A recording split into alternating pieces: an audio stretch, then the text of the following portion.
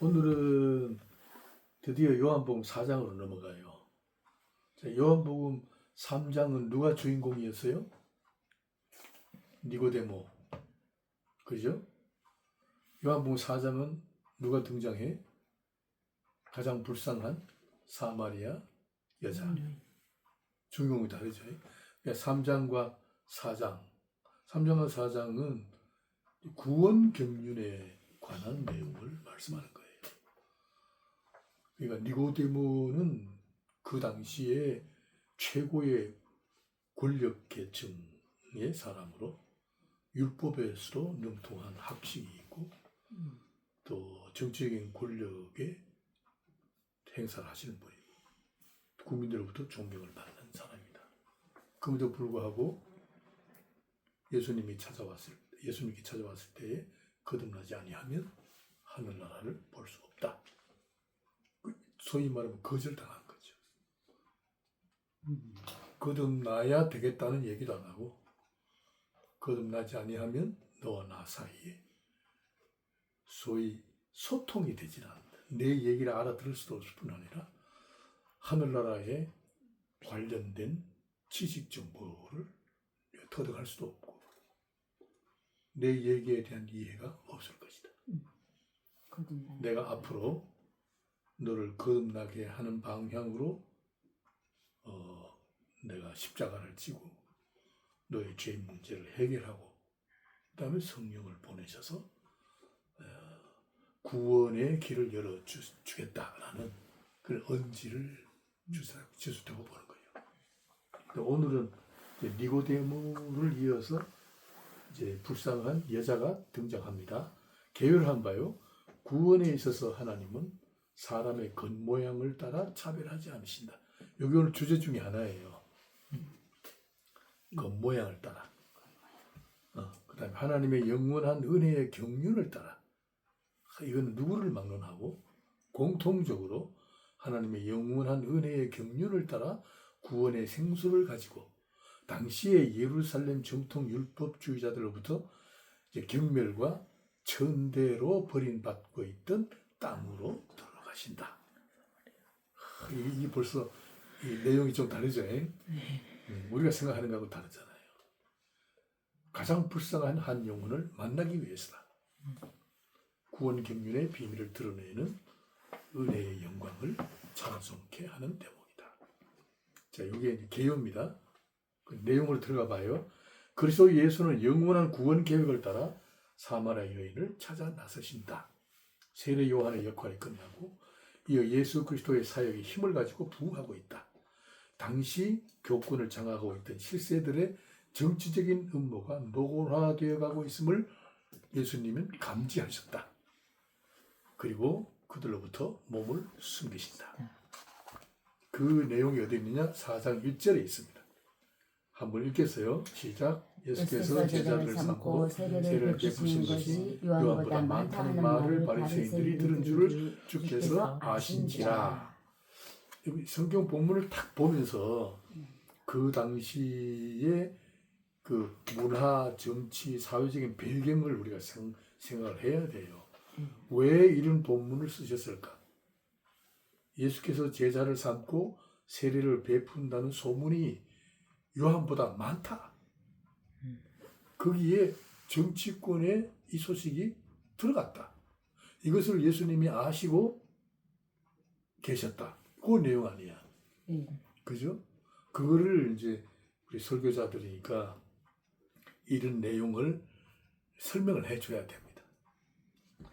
예수님의 행적은 정치권으로부터 압박을 받는 중에 바리새인들의 저항이 거세어질 것이 예견되는 상황이다.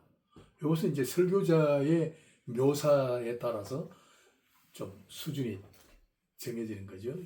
나는 바리새인들의 저항이라는 말을 썼어요. 저항이 거세어질 것이 예견되는 상황이다. 같은 말이라도 이런 용어를 쓰면 조금 귀를 기울이게 되겠죠.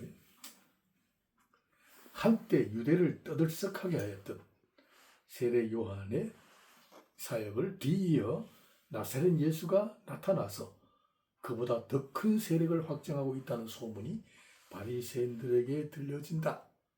누군가 의도적으로 고발한 것이 틀림없다. 요런 거는 이제 설교자의 상상력을 요하는 거죠.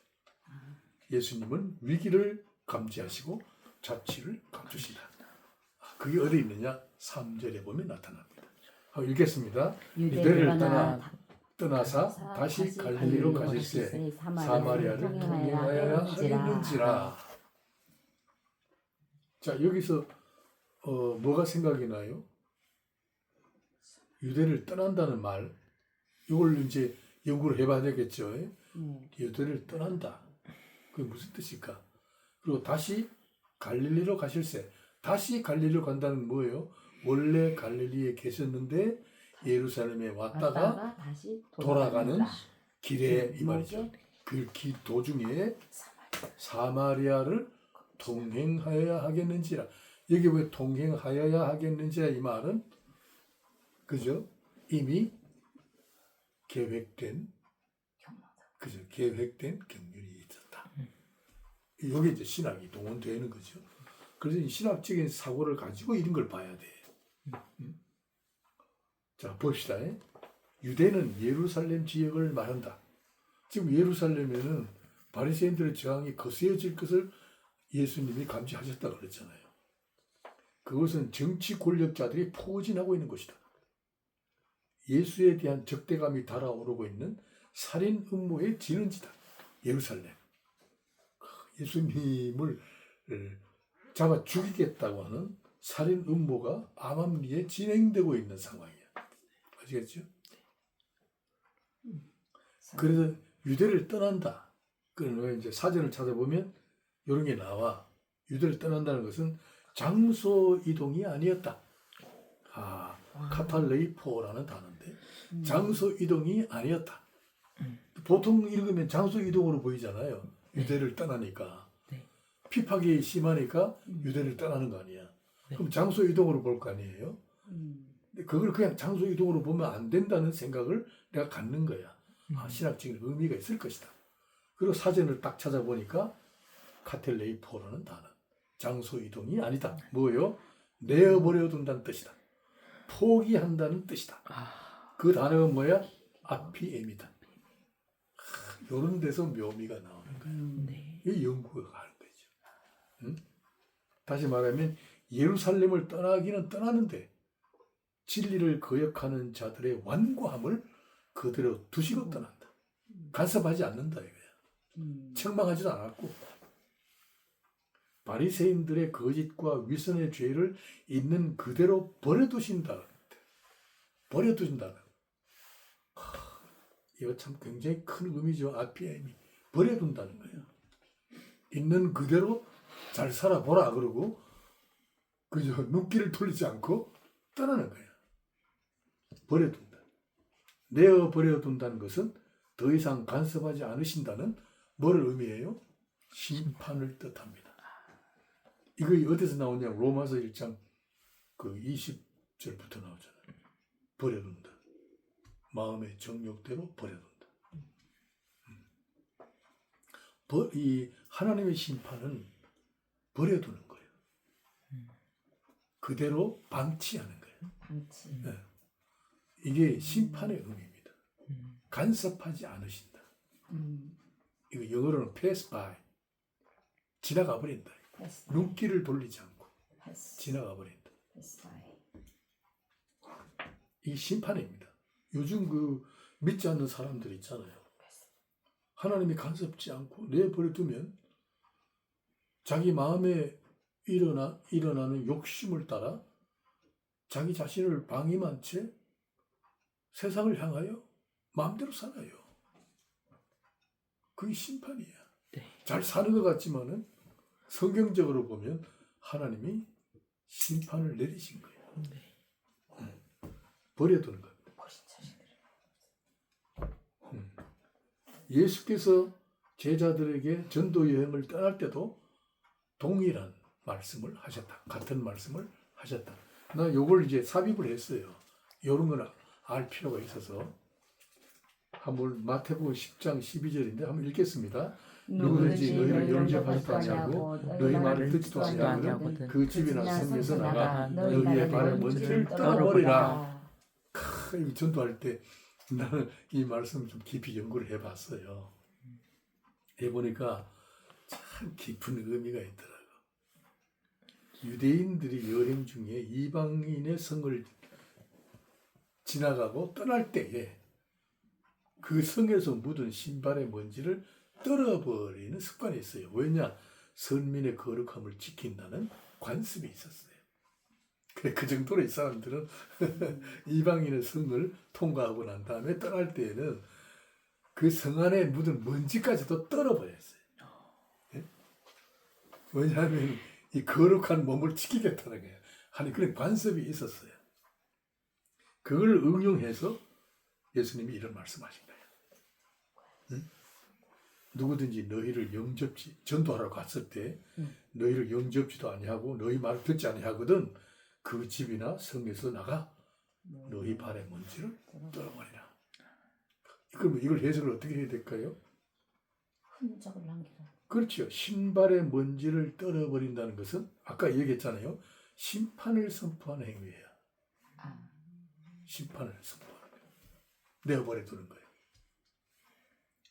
복음을 위하여 자신의 생명을 다하여 그리스도의 명령을 수행하는 전도자의 피와 땀이 비어든 충성심을 멸시하는 자들에게 전도자가 다녀갔다는 흔적을 남겨라. 그 뜻이잖아요. 복음을 전하는데 그리스도의 명령을 따라 수많은 수고를 아끼지 않고 피와 땀이 배어든 충성심이 참 그 몸에 배어든 발걸음을 무시한 자들에게 전도자가 이곳에 왔다 갔다는 흔적을 남기라. 그게 뭐야? 발의 먼지를 떨어버리라. 주님이 기억하시겠다는 약속이다. 얼마나 위로가 돼요. 응? 복음의 존귀, 이것을 다시 해석하면요. 복음의 존귀한 가치를 타협하거나 상거래의 대상으로 취급하지 말라는 것을 비유로 말씀하신 것이다. 그러니까 너무 빌지 말라 얘야. 전에서 듣지 않거든 발의 먼지를 떨어버리고 내가 여기 왔다 갔다는 사실을 흔적으로 남기고 심판을 선포하고 돌아서라. 다시 말하면 이 복음의 존귀한 가치를 보존하고 지켜라.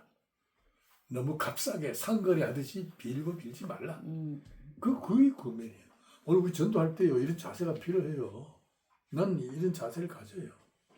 근데 우린 전도할 때 왜요? 그냥 뭐 다단계 뭐 상품 하나 팔듯이 가가지고 막 빌잖아. 이거 안 파면 막 죽는 듯이 막 복음을 막 너무 막 가서 뭐 사주기도 하고 막 금반지도 주고 막 별거 다 하잖아요. 그 집에 막 설거지도 해주고 막 그렇게 막 감동을 줘가면서까지 정성은 좋긴 좋지만은 그렇게 하지 말라. 복음을 증거할 때 우리가 선행과 참 아름다운 인격을 가지고 하되 너무 타협하거나 무슨 거래하듯이 저자서로 하지 말라. 그 뜻이 내포되어 있어요. 그래서 진주를 돼지에게 던지지 말라. 그러고 난 다음에 이 말씀이 나온 거예요. 응?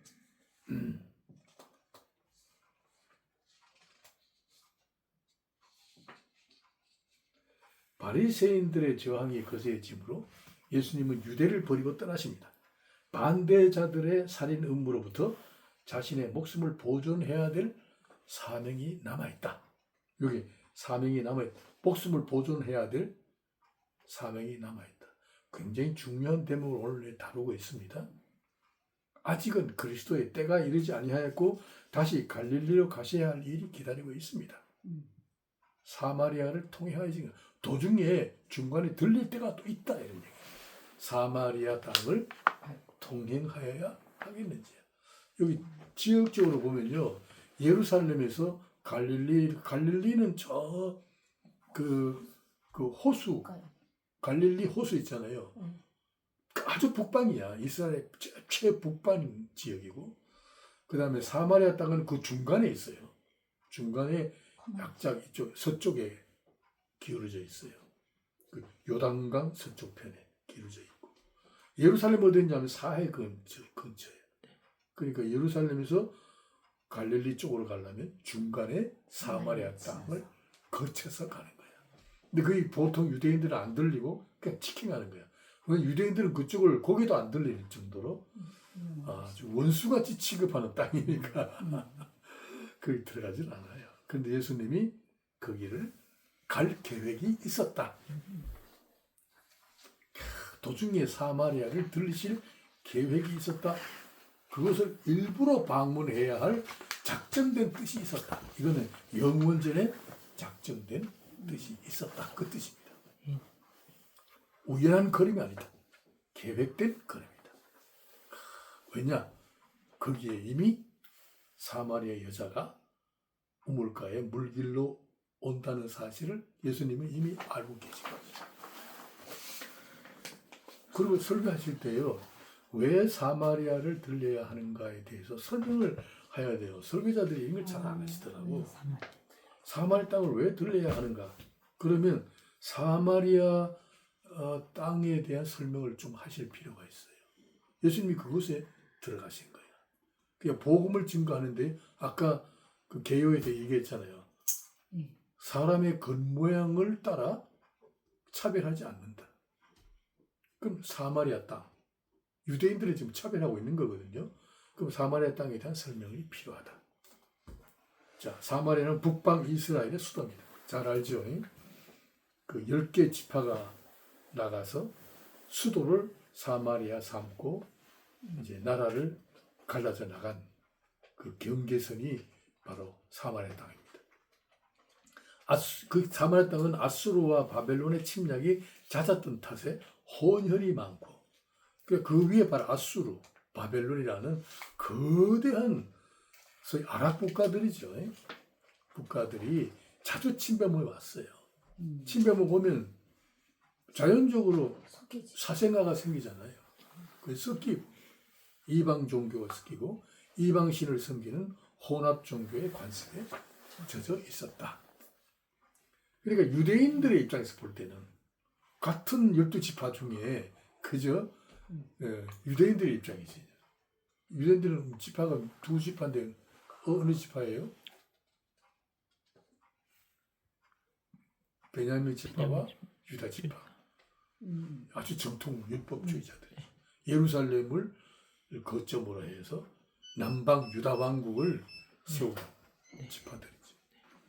그 유대인들의 입장에서 볼 때에는 속되고 더러운 변절자들. 그렇지 않겠어요? 죄송합니다.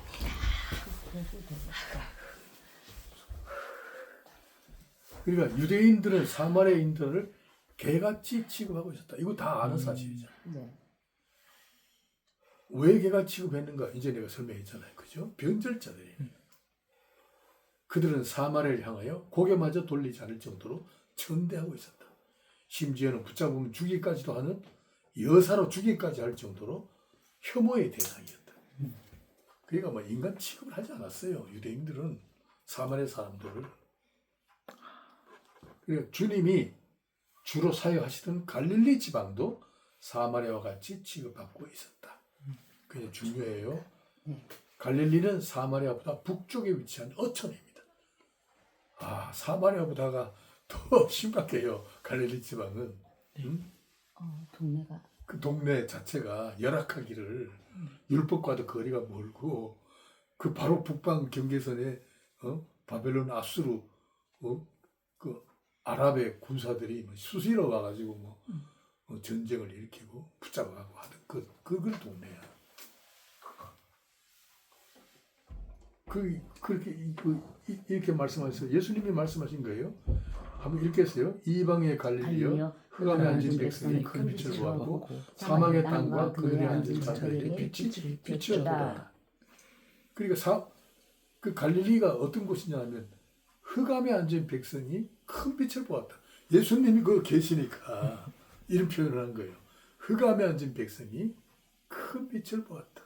이방의 갈릴리여, 그늘에 앉은 사망의 땅과 그늘에 앉은 자들에게 빛이 비치었도다.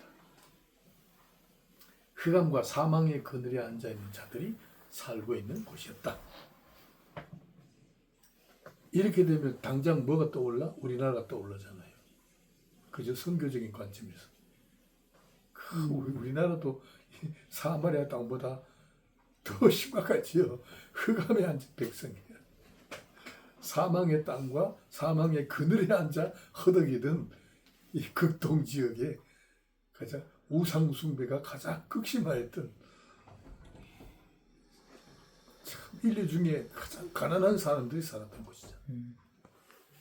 늘 주변의 열강들에 의하여 전쟁에 시달림을 당하였던 약수국가잖아요. 참 서러운 민족이죠. 지혜롭고 예의 바르긴 하지만은 참 얌전한 민족이죠.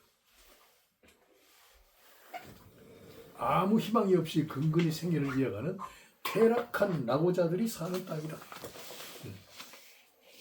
이런 표현들은 상당히 중요해요. 이게 이제 인문학을 하는 사람들의 특징이죠. 이런 거. 인문학 안 하면 이런 말을 못 하죠. 그래서 그 칼빈도 인문학을 하라 그러잖아. 목사들은 반드시 인문학을 해야 되고, 법률학도 해야 되고, 수사학도 해야 되고. 유대의 경건한 제사장 무리들로부터 천대와 멸시를 받고 있는 무지한 자들로 개같이 취급당하고 있는 땅이었다. 그렇게 버려진 땅을 향하여 예수 그리스도는 통행하고 있었다. 예수님은 처음부터 버려진 이방인의 땅에서 하나님의 나라의 역사를 이루고 계셨던 것이다. 갈릴리 어촌에서. 그죠?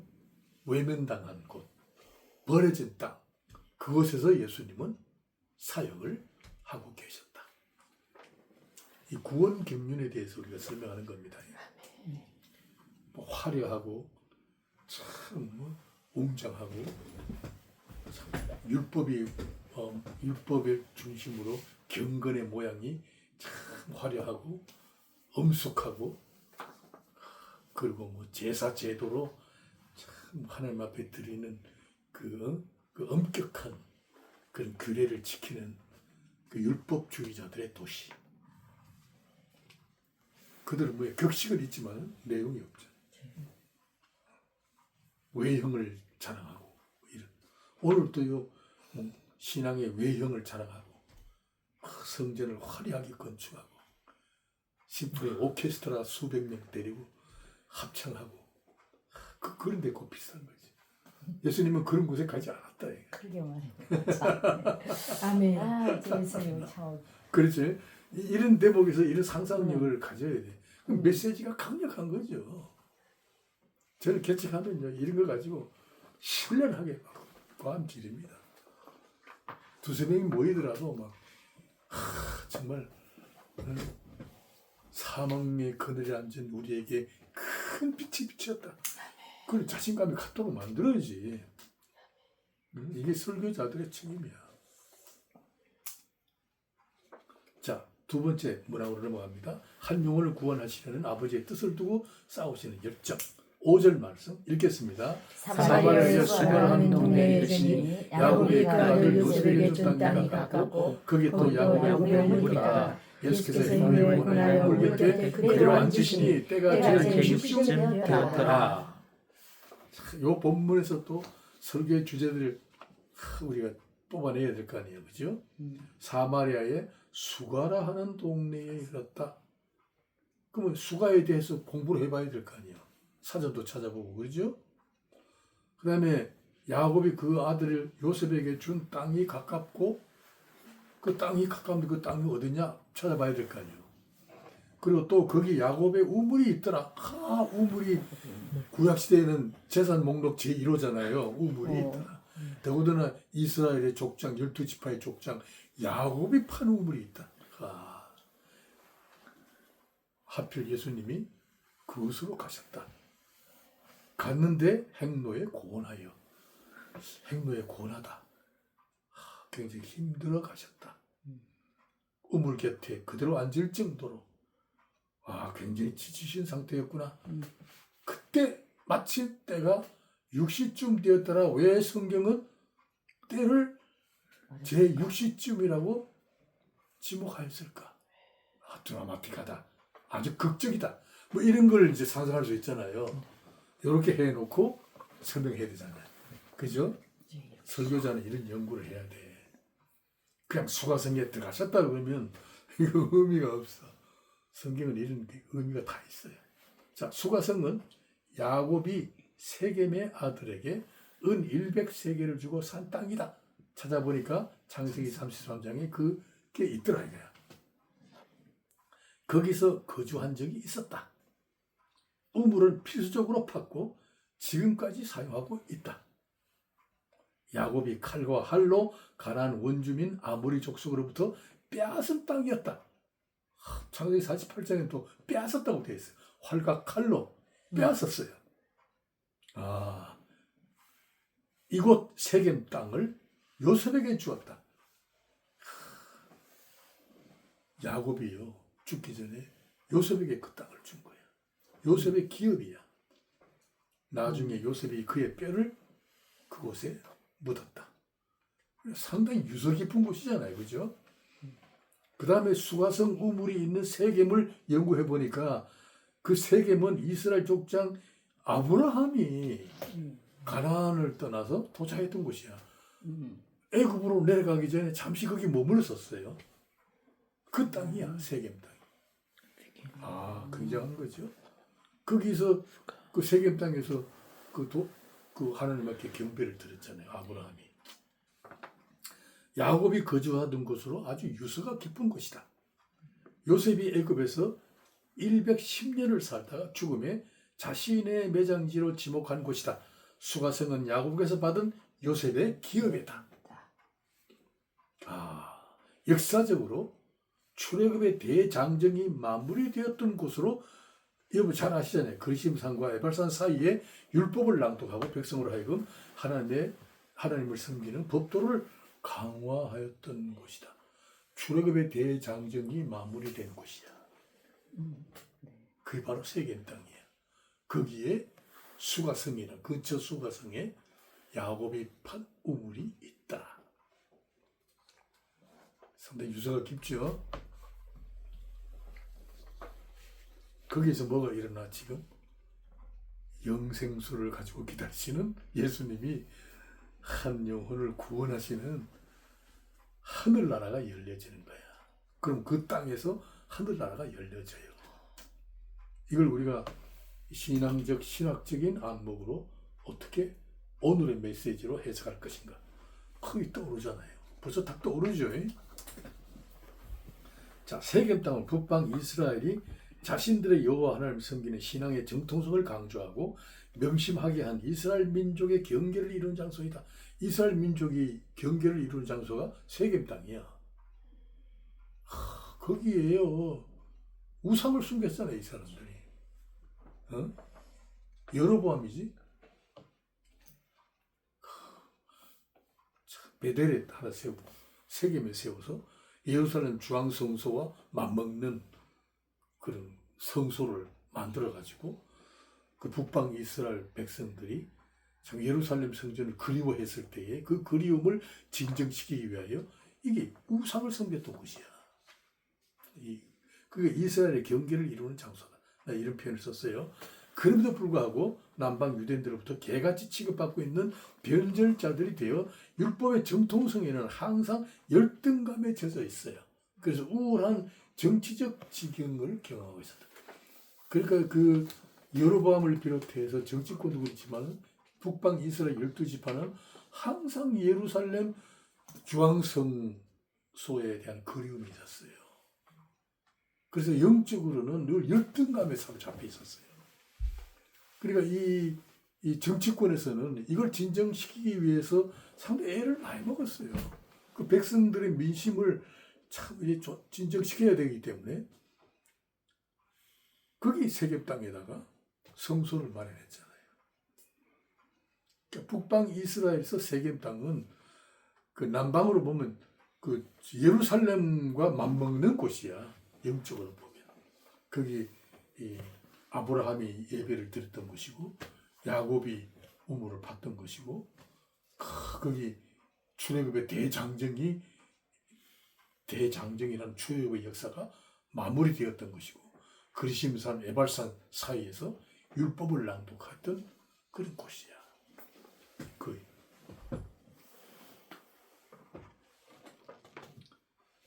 이스라엘 백성이 예루살렘으로부터 외면당하고 있는 사마리아의 수가성으로 예수께서 들어가십니다.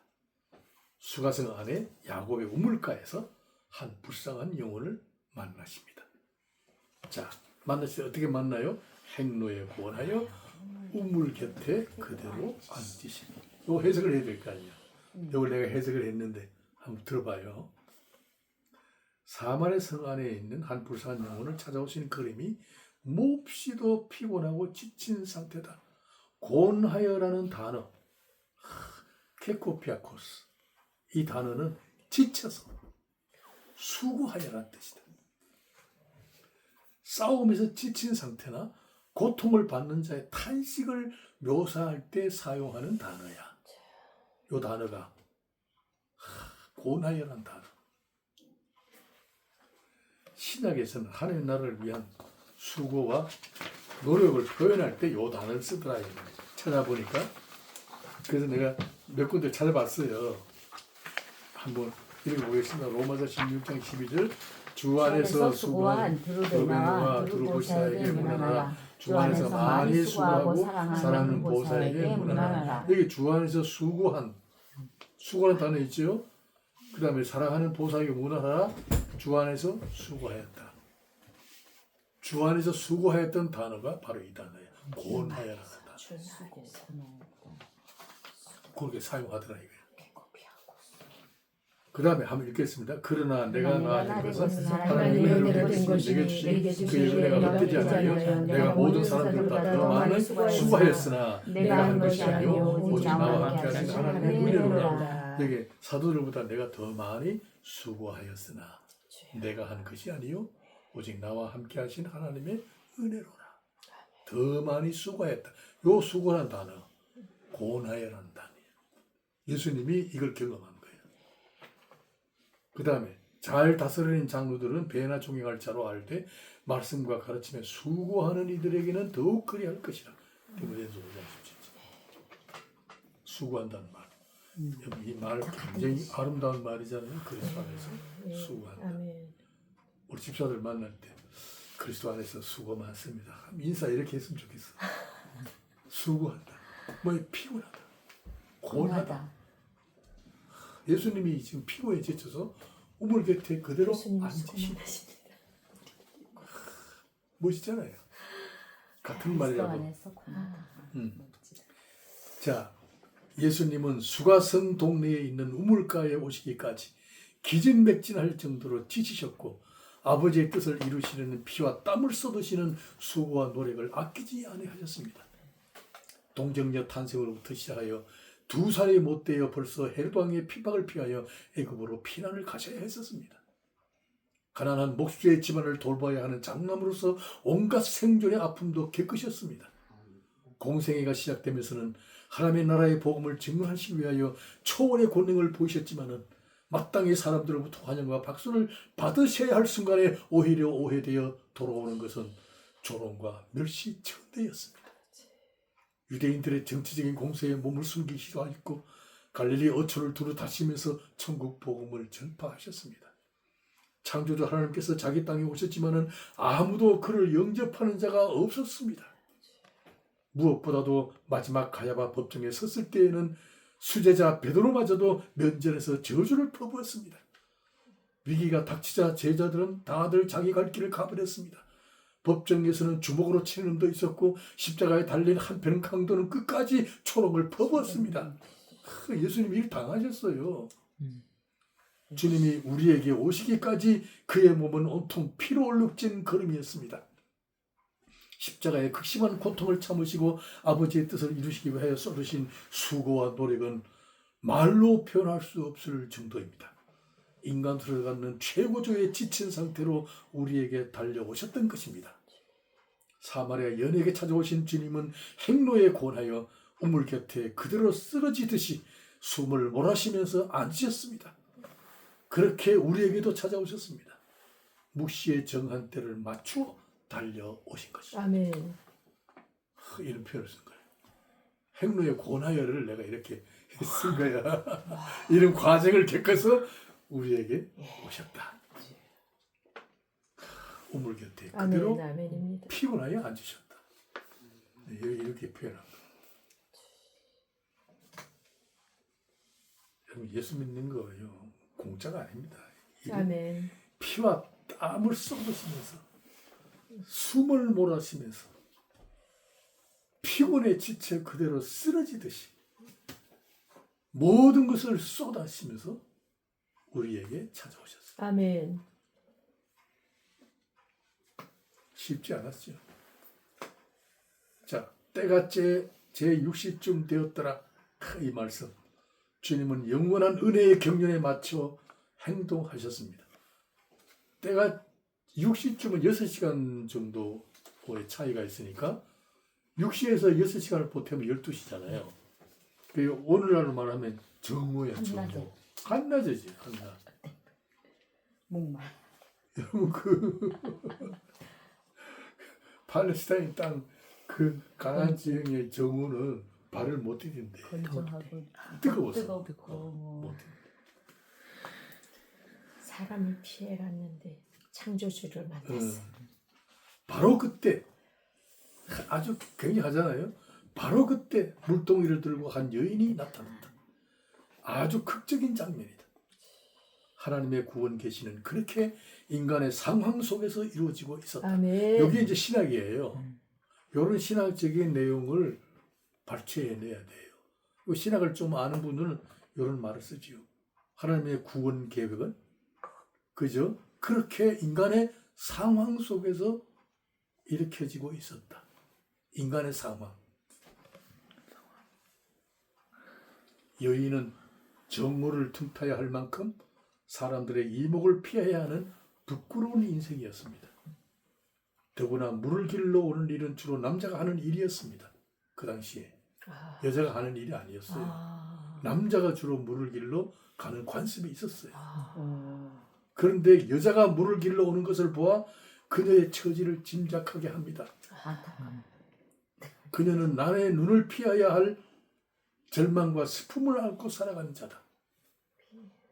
관습적으로 남자가 물을 길러 가던 길을 여인이 나선 것은 그녀의 처지가 남달리 천박하다는 사실을 말해준다. 자결하는 태양을 피하여 오수를 취해야 하는 시간에 물동이를 들고 길을 나섰던 것이다. 처량한 신세지요.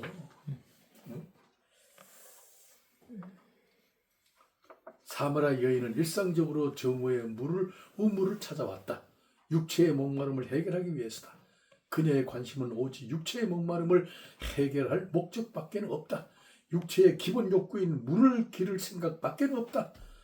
당장 육체를 해결시킬 물 활동이가 필요할 뿐이다. 이렇게 살고 있는 사람이 많은 거죠. 여기 내가 그거를 안 썼네. 나중에 찾아보니까요. 우물까지 오는데 시간이 3시간 걸려. 먼 거리야. 물 한 동이 일려. 물 한 동이 일라고. 바로 곁이 아니야. 여인은 길을 잃고 방황하는 죄인의 모습을 대변한다. 여기서 이제 여인을 우리와 탁 견주어야 된단 말이에요. 이 메시지야.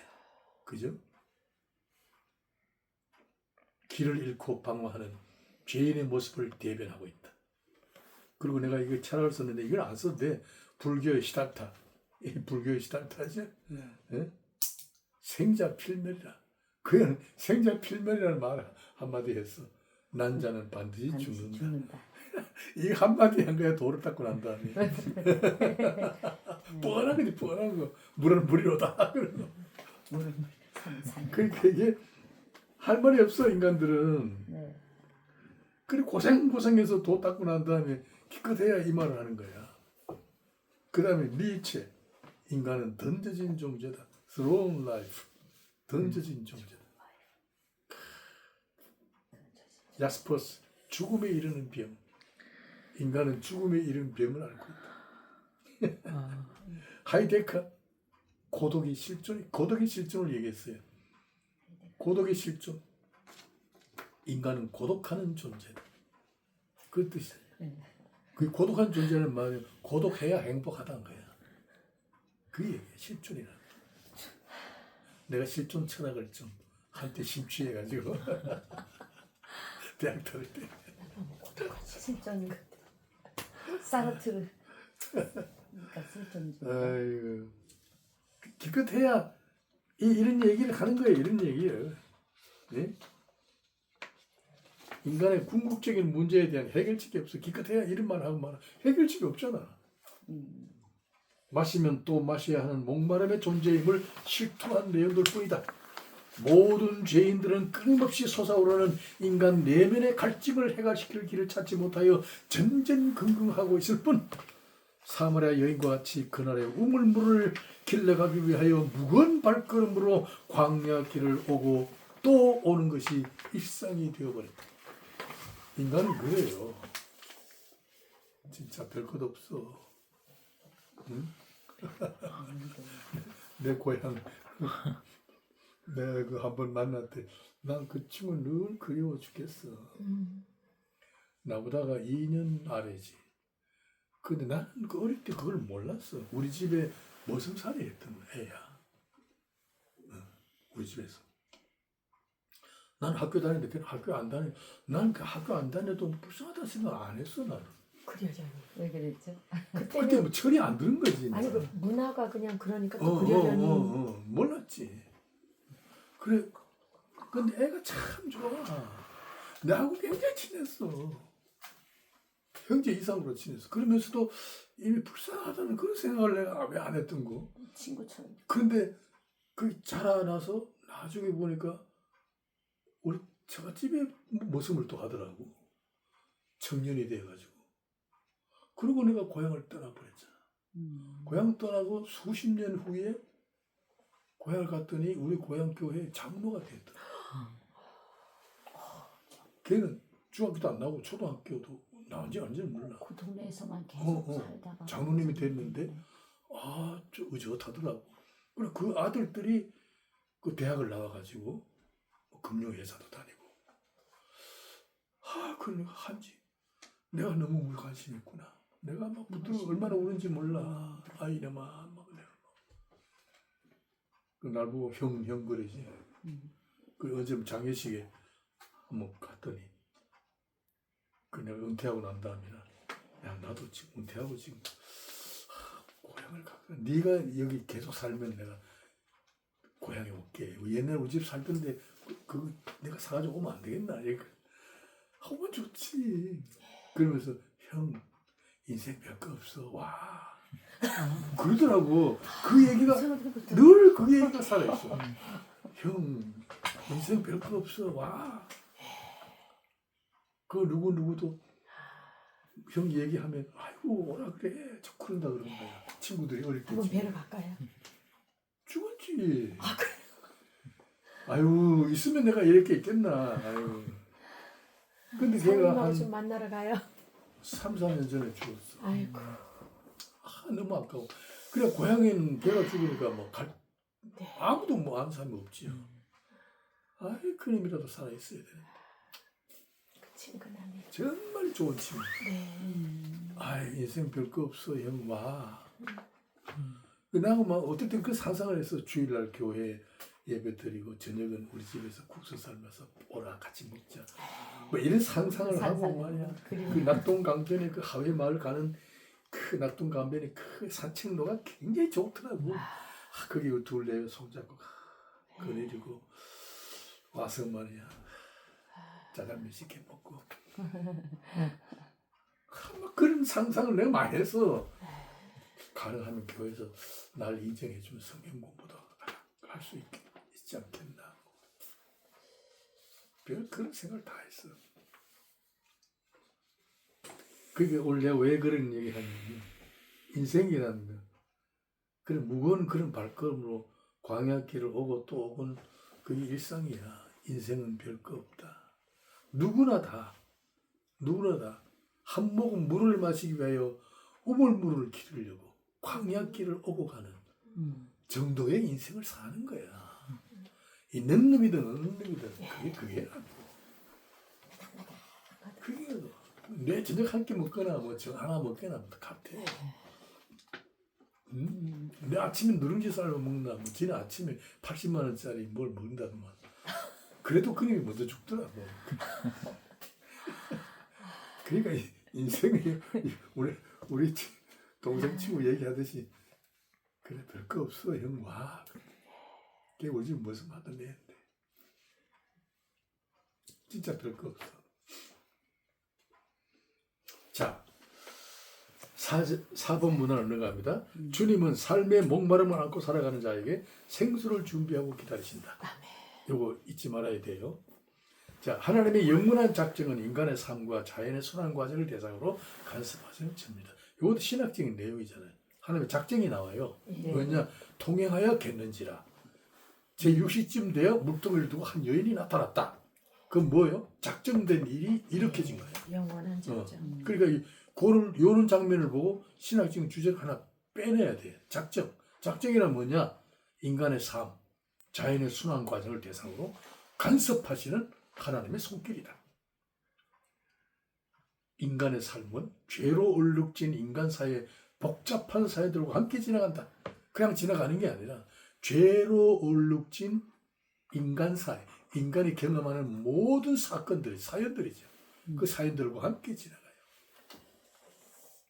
인간의 경험 역사는 전쟁과 질병과 재난과 생존 경쟁과 약육강식 굴레 속에서 허덕이는 한거와 몸부림의 아우성들이다. 너무 어려운 말을 썼는데 하여튼 이런 거야. 진짜 한거하잖아요. 저항하잖아요. 나는 젊었을 때 저항이 너무나 독특했어. 나는. 나 왜 그런지 모르겠어. 나 후회돼 죽겠어. 다른 애들은 가만히 있는데 왜 나 혼자만 저항심이 많아. 저항심이고 한거하고 감정이 좀 삐딱하고 그래.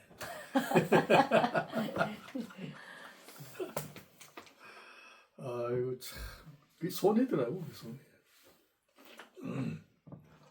몸부림이야 몸부림. 이러한 인간 경험의 내용들이 종교와 예술, 사상과 도덕성과 같은 이상과 관념의 정신 문화에 승화되어 있을 뿐. 사실 요즘 우리 뭐 노래하고 예술하고 연극하고 뭐 하잖아요. 요즘 특히 뭐 트로트 뭐 노래 한마디 탁 들으면 거기에 우리의 고민과 억울한 사연들이 승화되어 있어요. 거기에 그냥 물들어져 있을 뿐이지. 그걸로 잠시 그냥 내가 마취될 뿐이지 고민이 없어지지는 않잖아요. 해결책이 없어요. 잠시 거기에 내가 승화되어 있어요. 거기에 내가 몰입되어 있고 거기에 내가 그 예술적인 감미로운 소리에 내가 마취되어 있는 거야. 잠시 잊어버리는 거지. 해결책이 없어요.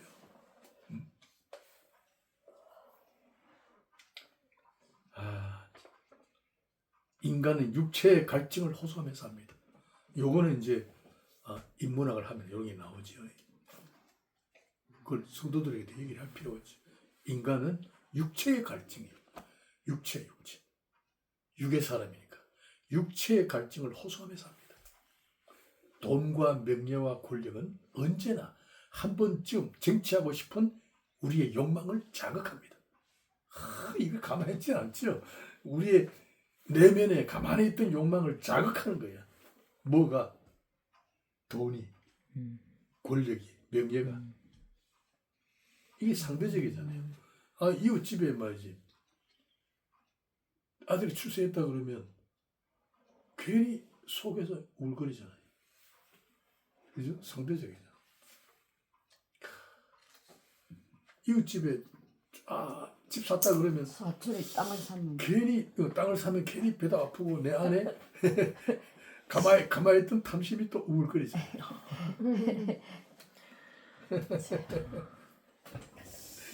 신기해요. 인간은 공간의 확장을 부추기는 욕망을 제어할 힘이 없다. 이게 이분의 공간이라는 말을 썼어요. 시간이 아니고 공간. 내가 왜 이런 말을 썼냐면 이렇게 해야 설교가 되니까. 응? 왜냐면 기독교는 시간에 중요하잖아요. 그거를 하면 상대적으로 인간은 육체, 세상, 공간이에요. 공간을 더 많이 소유하기 위하여 그걸 확장해서 썼습니다만은, 그죠? 그런 욕망을 부추기는, 그 욕망의 힘을 제어할 지혜가 없다. 통제가 안 된다고, 통제가. 한없이 퍼올리고 또 퍼올려도 내면에 고이는 탐심의 생물은 마르지 아니한다. 신기해요. 인간은 죽음의 한계를 알면서도 뭐예요? 여기서 메시지가 나가야 돼요. 시간의 소중함을 망각하고 영원히 살 것처럼 그렇지. 소유욕을 따라 자신을 방임한 채 살아갑니다. 영원할 것처럼. 젊음이 영원하지 않습니다. 맞아. 나도 젊어봤습니다. 아이고, 늙어봤어. 그때 왜 그렇게 살았던 거 후회한 게 너무 많아. 영원하지 않습니다. 그냥 푸른 꿈, 그죠? 아유. 인간에게서 솟아오르는 탐심의 원인이, 여기서 메시지가 나가야 돼요. 이런 데서 인간에서 솟아오르는 탐심의 원인이 하나님을 떠난 죄라는 사실을 모르면 끝없이 탐심의 노예로 살다가 영원한 심판에 이르게 됩니다. 여기 메시지잖아요. 맞아. 여기에서 뭐래요? 여기서 톤을 높여야 돼. 설교할 때. 다른 데 조용하다가 여기에서는 쫙 톤을 높여야 돼. 응? 인간의 내면에서 통제할 수 없는, 억제할 수 없는, 주체할 수 없는 이 탐심의 원인이 하나님을 떠난 죄라는 사실을 모르게 되면 끝없이 탐심의 노예로 살다가 영원한 심판에 이르게 됩니다.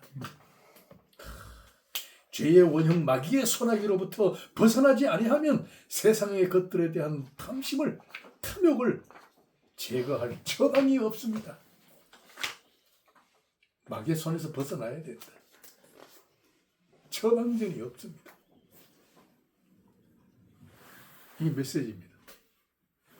예수께서 손에 들고 계신 것은 생수입니다. 빈손으로 가지 않으셨습니다. 생수를 들고 공언하여 지칠 정도로 한 여인이 올 것을 아시고 우물가에 그대로 주저앉으셨습니다. 육체의 갈증을 해결하는 우물이 아닙니다. 영원히 목마르지 아니하는 신령한 생명수입니다. 영혼의 목마름을 충만케 채워주는 영생의 물입니다.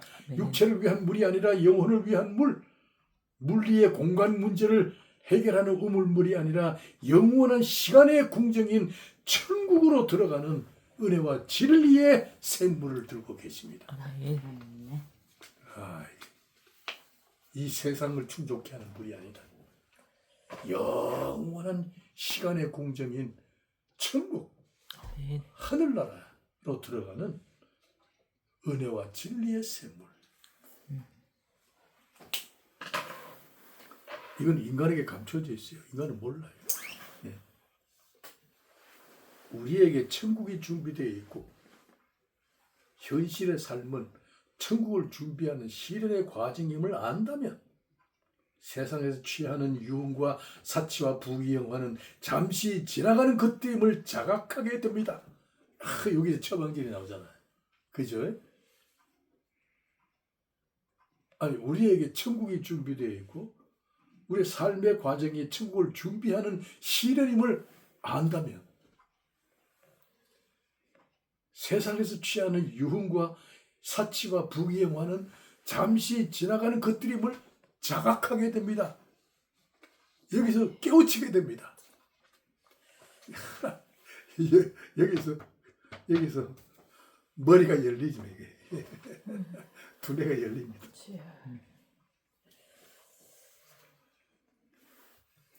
영원한 본향으로 가는 대열에 서지 아니하면 세상의 것들에 집착하지 않습니다. 영원한 본향에 가는 대열에 서지 아니하면 세상의 것들을 버릴 수가 없습니다. 이거 상당히 중요한 내용들이죠.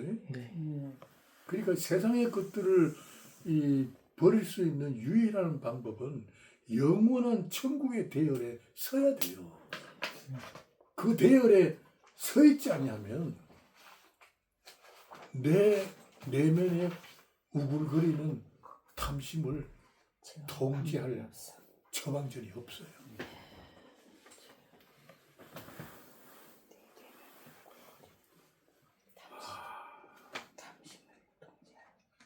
영원한 생수를 마시는 자는 믿음의 가치를 압니다. 지나가는 세상 것들에 더 이상 집착하지 않습니다. 그렇잖아요. 현실이 그렇잖아요. 지나가는 세상 것들에 집착하지 않잖아요.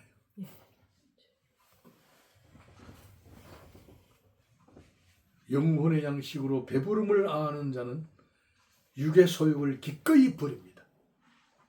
버린다는 것은 얻는 것이 있기 때문입니다. 여기 묘수가 있죠. 네. 버리기만 하면 바보입니다. 이렇게 나가야 돼. 근데 이렇게 버리기만 하는 바보 행진을 하는 사람들이 많아 지금. 이걸 예수 믿으면서 죄를 안 짓기 운동 많이 하잖아요. 버린 거 많아. 그냥 뭐 사치도 버리고 뭐 다 버려. 검소하게 살아. 절제하며 살아. 청빈하게 살아. 다 버려. 버리기만 해. 그럼 얻는 것이 없으면 왜 버려? 오늘 이걸 지적해 줘야 돼요. 이걸. 그렇게 설교하는 사람들도 있어. 이게 지금 도 닦는 것도 아니고 무슨 짓 하는 거야 이게 지금. 뭐 가난하고 청빈하면 기독교인이야? 아니옵시다. 버리는 것은 얻는 것이 있기 때문입니다. 순간을 버리고 영혼을 얻습니다. 아멘. 버리기만 하는 자들은 이방인들이 추구하는 구도의 길입니다. 그들은 버릴 뿐 아무것도 없는 빈손입니다. 우리는 버리는 대신에 얻는 것이 있어야 합니다. 천국을 소리. 그렇죠. 천국에 대하여 침노하는 거예요. 버리면서. 비밀리에 감춰진 천국을 소유하는 겁니다. 이 세상의 물질과 천국을 비교할 수가 없습니다. 대체 불가능한 천국. 네?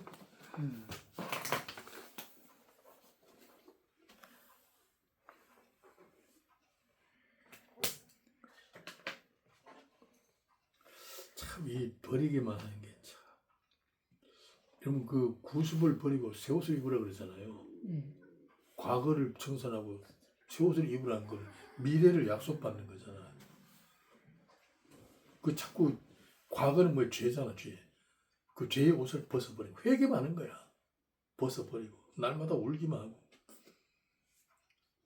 과거의 죄의 옷을 벗는 것은 뭐예요? 새 옷을 입기 위한 절차야, 절차. 하나의 절차자. 새 옷을 갈아입기 위한 절차로서 버리라는 거지. 버리고 난 다음에 벌거벗고 있으면 어떻게 하라는 거야? 벌거벗고 있으면 이 추운 겨울에 코로나 오고 감기 들고 독감 들어요. 차라리 안 벗고 있는 게 나아. 입고 있는 게 나아. 이게 청빈이 기독교를 청빈으로 자꾸 얘기하잖아요. 예. 옛날에 캐톨릭이 얘기했거든. 캐톨릭. 이런 거. 지금 뭐 사순절 예전에 오늘 우리 메시지 굉장히 많이 돌아요. 우리 합독지 총회에서 사순절 금했어요. 이 캐톨릭의 컨셉이다. 고난 주간에 부활의 기쁨보다는 너무 고난에다가 집중시키는 거야. 그런 교황이 그 정치적인 하나의 수단으로 사순절에 성도들을 꼼짝 못하게 만드는 거. 복종하게 하고 고기를 못 먹게 하고. 저들은 또 먹었어요. 고기를 먹는데 어떻게 먹느냐? 사순절 시작할 때 많이 먹고 사순절이 끝날 때쯤 되면 이제 다시 금식하고. 시작할 때 음식하고. 그렇게 했어요. 그렇게 쇼하면서 성도들에게는 막 아예 막 강요. 먹는 것도 못하게 하고 고난 주간을 슬프게 지내고 고기는 일체 근처도 못 가고 그렇게 통제했어요. 근데 우리는 그걸 또 모르고 막 그래도 덕이 된다, 신앙에 도움이 된다 하잖아요. 도움이 안 돼요. 오히려 고난주간은 집중하면서 기도하고. 고난 주간에. 그게 또 맞잖아요. 무교절이 일주일이니까. 그 다음에 이제 부활의 기쁨과 영광을 준비하는. 오히려 거기에 초점을 맞춰야죠. 영광.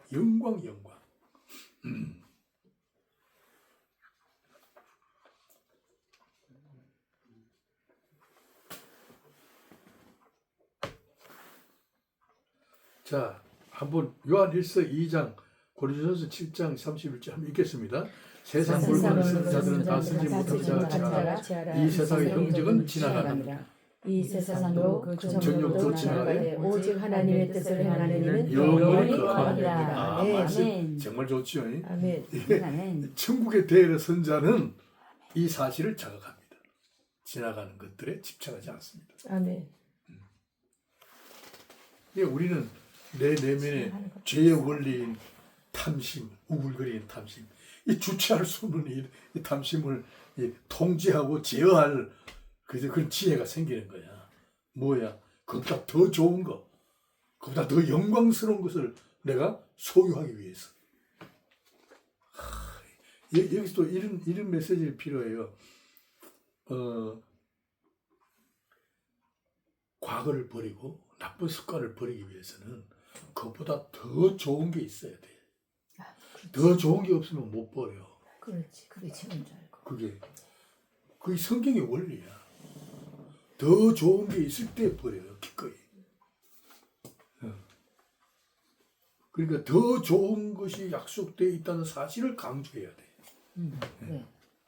그걸 없이 그냥 죄의식 가지고 자꾸 막 죄를 자꾸 지적하고, 죄를 슬퍼하고, 죄를 탄식하고, 막 죄 때문에 가슴 치고 막. 너무 그렇게, 그것도 뭐 하루 이틀도 아니고 수십 일 동안 그렇게 살면 어떻게 살아? 그건 잘못된 거예요. 기독교 신앙의 출발은 하나님 앞에서 인간이 얼마나 비참한 죄인인가를 자각하는 것입니다. 세상에서 겪는 온갖 고통의 현실은 인간 상황의 한계와 그 절망을 알게 하는 촉매 역할을 합니다. 이거 굉장히 중요해요. 촉매 역할. 삶의 수고와 무거운 짐을 아는 자는 삶을요 수고와 무거운 짐으로 아는 자는 복음의 소식에 귀를 기울입니다. 근데 이걸 몰라요. 이걸 참 인생을 슬픔과 상처와 고독과 고통 속에 살잖아요. 그것은 인간의 절망의 한계를 알게 하는 촉매 역할을 하는 거예요. 여러분, 고통을 알아야 인간의 한계를 아는 거예요. 인간이 극한 슬픔에 처해보면 인간은 이 슬픔을 통하여 인간의 한계가 있다. 인간은 이 틀을 벗어날 수 없다. 그렇다면 이것을 극복하고 정복한 다른 뭔가를 찾아야죠. 그때 복음이 들어오는 거예요. 그때 그리스도의 소식이 들어오는 거예요. 절망을 알지 못하면 소식이 들어오질 않아. 그래서 이 절망의 한계를 느끼게 하는 게 뭐야? 인생살이야. 인생을 그렇게 살면서 절망을 모르면 이건 뭐 바보지. 오늘 바보 행진하는 사람 너무 많잖아.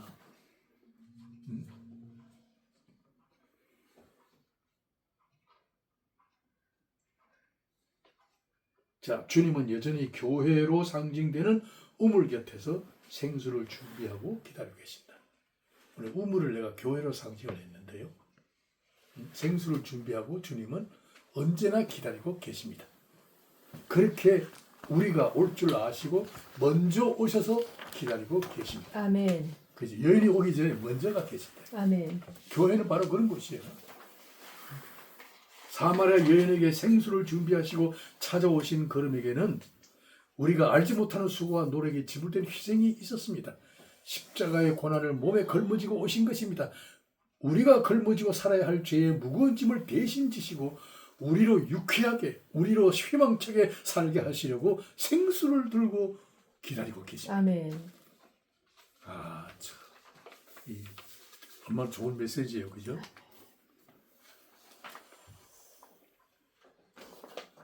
삼 번 구원 계획에 있어서 하나님은 사람의 외모를 취하지 아니하신다. 개요에서 우리가 말씀드렸죠. 사마리아 여인은 갈 길을 잃고 방황하고 있는 죄인을 대변하는 인물이다. 남편이 5이나 있고 지금 살고 있는 남편도 정혼한 사이가 아니다. 세상에서 가장 처절한 인생을 사는 여인이다. 그녀는 삶의 비극의 정점에 선 자다. 허망한 인생을 사는 죄인의 모습이다. 아마 이거보다 더 비극적인 사람이 어디 있을까요? 없지요. 삶의 비극에서 정점에 선 자입니다. 이런 말씀을 하면 목사님 책 좀 읽었네요. 정점.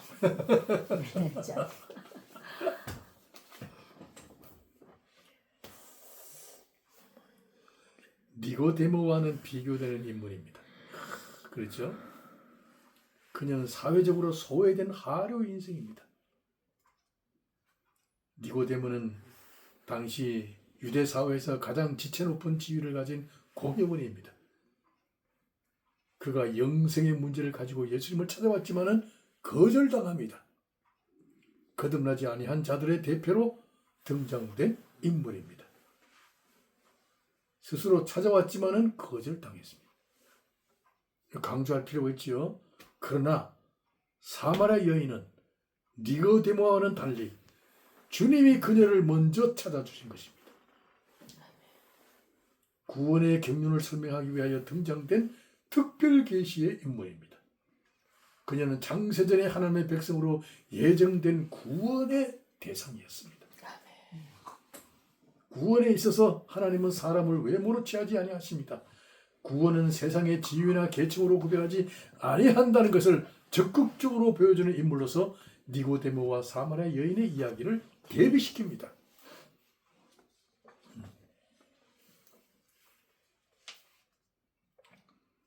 세상에서 비천하다 하여 하나님께 있어서도 비천한 것은 아닙니다.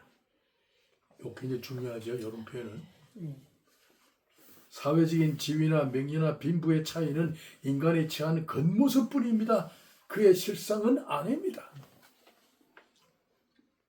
그의 실상은 보이지 않는 하나님의 형상입니다.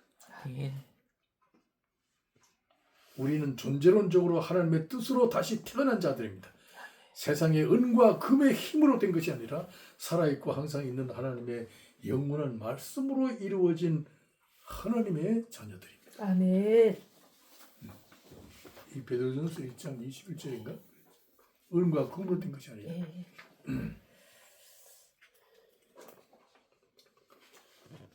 자, 그 정도로 외모를 취하지 아니하신다. 그 교회 안에 우리 가난한 사람들이 많이 오잖아요. 또 인간의 참 고뇌와 많은 고통의 사연들을 가지고 오잖아요. 내가 오송에서 전도를 한번 했거든. 복덕방에 가서 전도지를 들고 했더니 그 복덕방에서 그 사람 나이 한 50대 보는데 뭐라 그런 거 하니? 아니 오송엔 전도가 안 될 거요. 왜 그래? 여긴 가난한 사람 없어요. 여기 다 부자예요. 그래. 야, 사고방식이 그러더라고. 이 사람들 사고방식이 이 불쌍한 사람이 예수 믿는구나 라는 생각을 갖고 있고. 저런. 그래서 내가 이 얘기를 했지. 그렇지. 얘기하셔야지. 돈이 없어서 불쌍한 게 아니요. 부자일수록 그 마음이 거지요, 거지. 마음이 비틀더래요. 마음에 가난해, 마음이. 부자일수록 공허하고 돈이 많을수록 그 문제의 심각성을 가지는 법이에요. 그러니까 사장님은 돈도 별로 없고 마음도 뭐 별로 부자지도 않고 그러니까 이런 생각을 갖고 있는데 어느 한쪽인가가 가난해져야 돼요. 그래서 영원한 천국을 가도록 내가 이렇게 전도하러 온 거예요.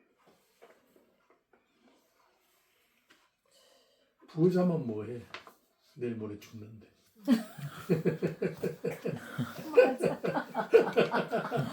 아 이거 지나가고 그 진짜 주님 사랑하는 거는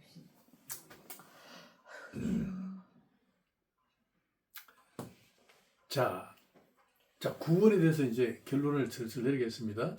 창조와 역사의 진행 과정과 자연의 법칙까지도 하나님의 미리 정하신 계획대로 섭리되고 있다. 모든 게 그걸 우리 알아야 돼요. 지금 역사가 그냥 흘러가는 게 아니라 하나님이 영원전에 작정하신 대로 아시는 대로 하나님이 주도하여 흘러가고 있다. 이거 참 이게 우리 교리 중에 그냥 큰 교리잖아요.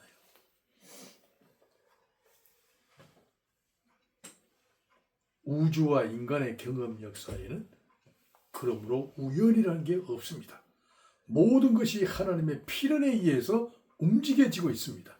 세상의 모든 피조물들은 하나님의 주권에 의하여 다스림을 받고 있습니다. 오늘 뭐 우리나라의 정치 연설도 하나님의 다스림 안에 진행되고 있습니다. 하나님은 지금 뭔가 일하고 계십니다. 이렇게 얘기하는데 정치적인 발언을 할 수는 없지만은 하나님 핑계 대고 얘기하는 거야. 응? 악은 영원할 수 없습니다. 이렇게. 자연과 인간의 경험 역사는 구원하시는 하나님의 특별 은혜가 이야기의 줄거리입니다. 성경의 인물들은 구원 특별 계시의 전형들입니다. 모델입니다. 구원의 은혜를 설명해주는 증인들입니다. 예수께서 예루살렘을 떠나시고 사마리아로 가십니다. 동시에 교권자들이 공세를 피하여 사전에 몸을 숨기신 것입니다. 이거 두 가지 의미가 있죠. 바리새인들의 살인 음모라는 공세를 피하셔서 몸을 피하신다. 피하신과 동시에 영원한 작정인 사마리아 여인을 구원하러 가신 거예요. 아, 이거 이중 효과가 있는 거 아니겠어요? 오늘 내가 이걸 얘기하려고 그런 거예요. 피하고 사마리아. 모든 상황이 하나님의 뜻을 따라 전개되는 현상들입니다. 여기서 우리 믿는 사람이 지혜를 얻어야 돼. 이게 삶의 지혜라는 거야. 역사는 지금 그리스도의 일이 막 시작되어 부흥하고 있는데 세상에서 방해를 받고 있는 장면들입니다. 한 영혼을 구원하시려는 계획이 그 실현의 과정에서 세상의 권력과 종교와 문화의 장벽과 마주하고 있습니다. 이야, 참 대단한 거죠. 예수님은 다 알고 계시지만 우리의 입장에서는 사마리아의 우물가에 여자가 오리라는 걸 모르잖아, 우리는. 그래서 뭐 우리가 여기서 예언적 감각을 가지고 있어야 돼. 예수님이 하신 행위를 보고. 어떤 감정이야? 지금 내가 여기 예루살렘에 앉아 있다가는 바리새인들의 살인 음모와 그 공세에 내가 피해를 받고 죽을 수도 있다. 일단 몸을 피한다. 피한다는 게 지혜잖아. 왜냐? 사마리아로 갈 계획을 갖고 있었고 그리고 갈릴리 사역지로 갈 일이 남아있잖아요. 몸을 그들에게 맡길 이유가 없잖아. 몸의 소중한 가치, 생명의 가치, 내 인생의 가치, 아직도 남아있는 사역이 있다는 것을 확신한다면 그 위기를 피해야 된다. 야, 근데 하나님께서 행하신 일인데 이런 말을 해야 돼요. 초월만을 행하지 아니하시고 자연 안에서 있는 그대로 활동하신다. 이거 우리 목회자들이 잘 알아야 돼요. 우리 임 목사님이나 나나 이런 생각을 좀 깊게 가셔야 되겠어요.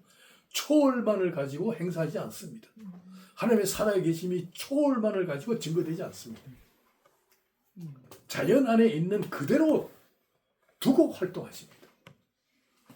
하나님이 비록 세상이 속되고 불의하고 진리를 거역하고 하나님을 경멸한다 할지라도 세상을 외면하거나 세상을 심판하지 아니하시고 계획하신 구원을 성취하기 위하여 행동으로 옮기십니다. 어떻게 해요? 복음이 전파되는 현실은 어디까지나 죄로 상처받고 있는 이 땅의 상황입니다. 이 땅의 상황. 그리스도는 죄로 말미암아 고통하고 실험하고 있는 인간 상황에 뛰어들어 그들의 상처를 삼으시고 병을 고치시고 삶의 소망을 천성에 두고 살도록 독려하시고 가르치는 역사를 합니다.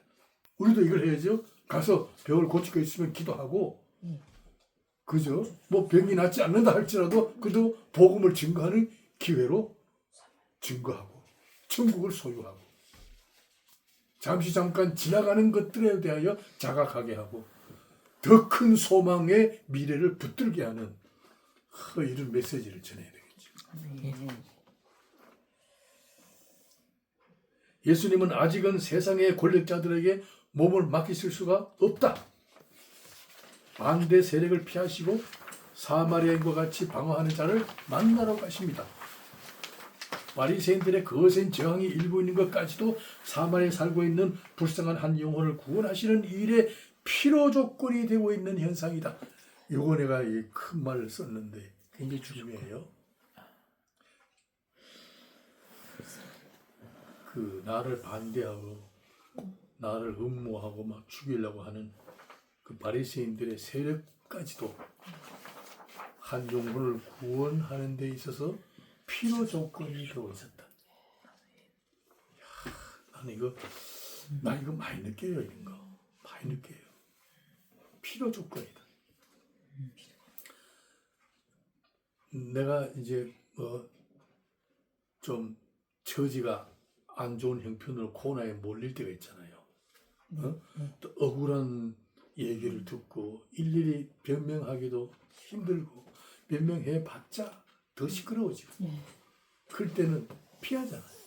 내가 대전에 그래서 떠난 거예요. 어디 와서 갈 데가 없어서 그냥 가다가 조치해 놓은 거예요. 뭐 연구가 있는 것도 아니고 뭐 아프니까 아파트 싸더라고. 그래가지고 대전하고 비용이 얼마나 싼지 몰라고 당장 계획했지 뭐. 일단 피한 거예요.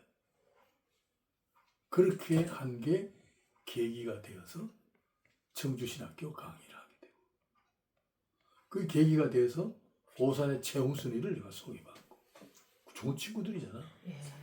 상상도 없던 라인이 탁 생긴 거야.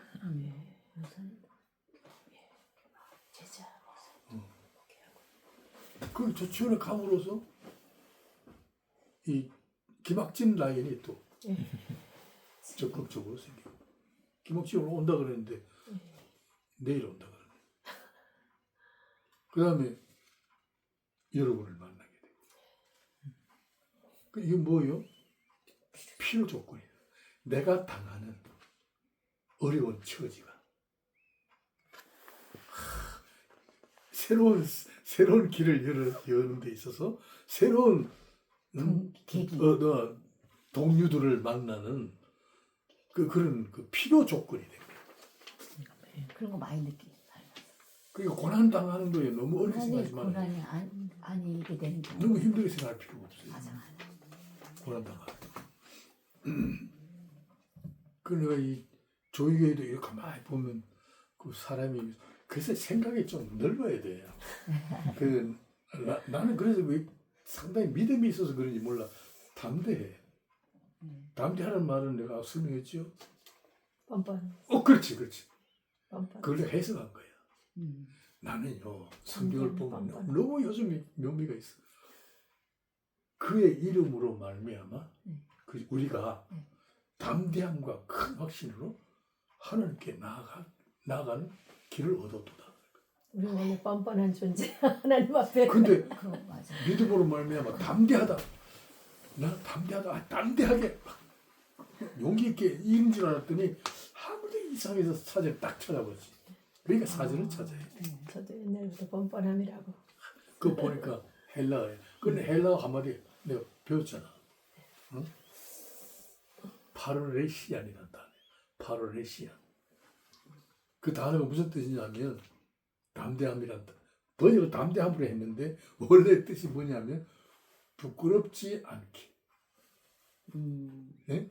부끄러운 존재인데 부끄러워하지 않고 부끄러워하지 뻔뻔하게? 않게. 하나님 앞에는 뻔뻔하게. 그게 다시 말하면 뭐냐면 믿음으로 사는 것은 뻔뻔해야 된다. 왜냐하면 양심으로는 부끄러운데 믿음으로는 부끄러움이 없는 상태.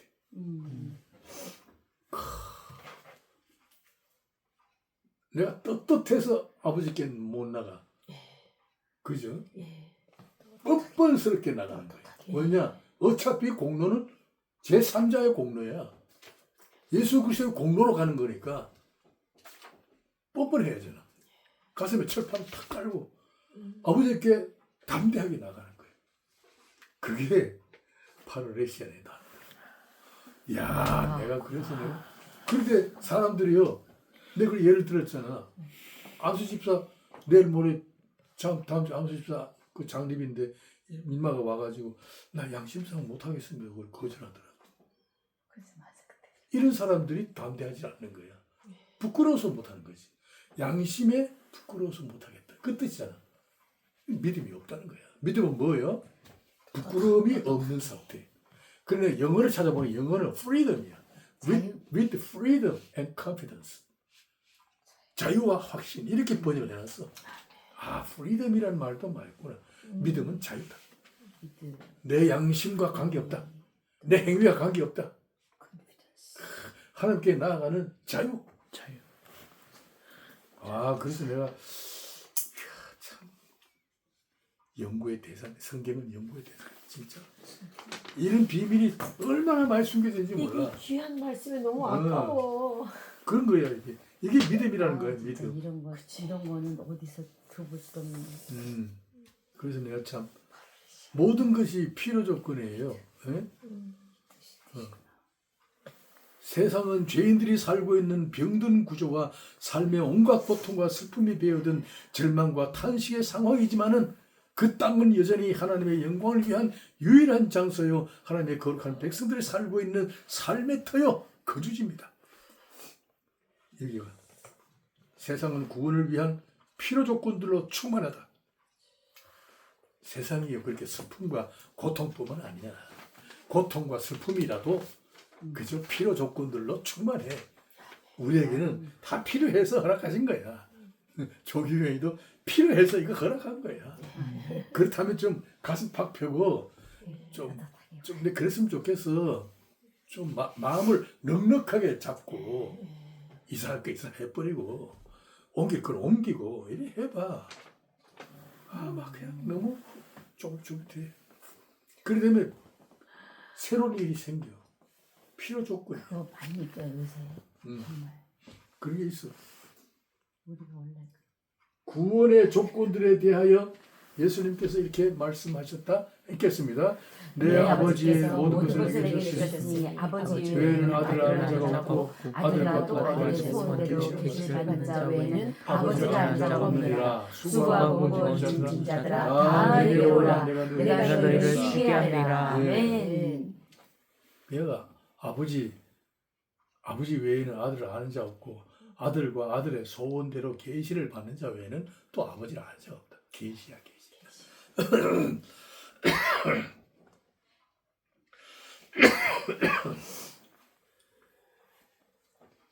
자, 이제 슬슬 결론을 내리겠습니다.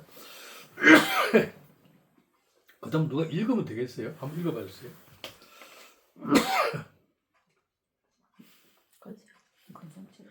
죄는 언젠가는 제거되어야 할 잠정적인 요소다. 마찬가지로 은혜의 특별 계시도 잠정적이다. 하나님의 구원 계시가 끝날 때의 역사상에서 사라질 것들이다. 은혜 계약 아래에 있기 때문에 특별 계시가 임무를 다하는 날 종말이 올 것이다. 성경, 교회, 직분, 성례와 같은 은혜의 수단들은 그 계약이 유효한 지상에서만을 위하여 계약되었다. 보라, 지금은 은혜 받을 만한 때요. 보라, 지금은 구원의 날이로다. 고린도후서. 결론. 예수 그리스도는 유대인들이 멸시천대하는 이스라엘의 세겜에 위치한 수가 동네로 들어가셨다. 사람들의 편견에 의하여 차별화된 고립과 열등의 경기를 무너뜨리시고 하늘나라의 생수를 손에 드시고 가장 불쌍한 영혼을 찾으러 가신 것이다. 우리를 앞서서 먼저 가셔서 기다리고 계셨다.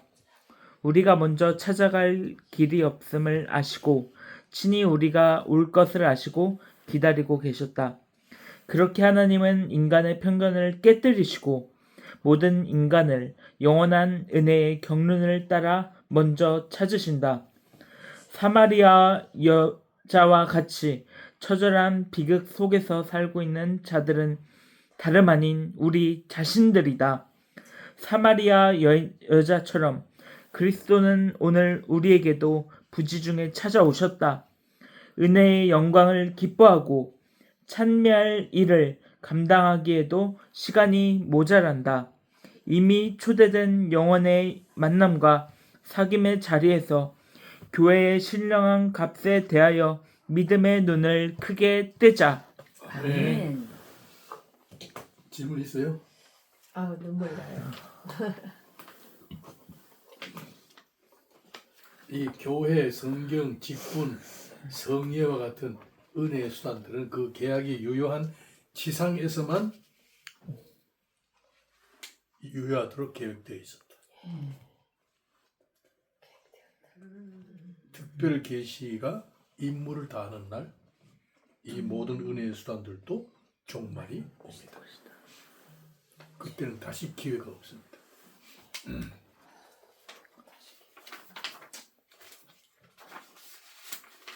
구원 경륜의 비밀 이걸로 마치고 다음에는 이제 좀 더 상세하게 더 재미있는 스토리가 전개돼야 다 진짜 재밌어요. 뭐, 아니 오늘 말씀도 그때도 이렇게 우리 교회에서도 하셨었고 그러네. 또 그런데 오늘 또 너무 새롭게 예, 이 주님만이 생수를 주실 수 있는